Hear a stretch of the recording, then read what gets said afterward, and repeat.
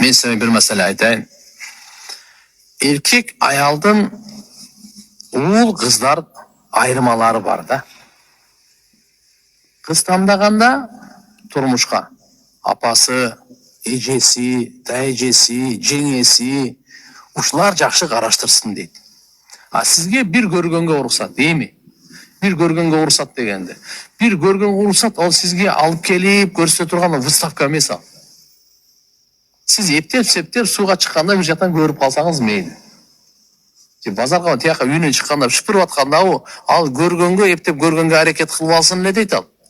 Бирок сизди алдыңызга алып келип берип коюп жакшынакай кылып анан сиз көрүп анан сүйлөшө турган андай жок туган. Мынандай жерлерде мисалы ал кыздарды өзгөчө. Эгерде балага кыз макул болбой койсо андай эле оор эмес да. Бирок бала көрүп туруп анан мен буну албайм, а кызга өтө оор болот бул. Kız bala da, kız bala da. Ошон үчүн шариятыбыз өтө этияттуулукту караган. Этияттуулук жолдорун караган бардыгына. Ар биринин абийирин, ар биринин намызын караган. Буларга иншалла жакшынакай эки жактан келишкенден кийин макулдашып, анан бардыгы болгондон кийин анан той жана башкасы болот. Анан жөндөн ага көрсөтүп, бага көрсөтө турган мен бул товар белесиздер. Жөзүм андай эмес да бул. Жок, анда дагы абийир бар. Анда дагы намыс бар. Анын жүрөгү сынып калышы мүмкүн. Анын жүрөгүнөн эмне болуп калышы мүмкүн. Андай болбойт ал.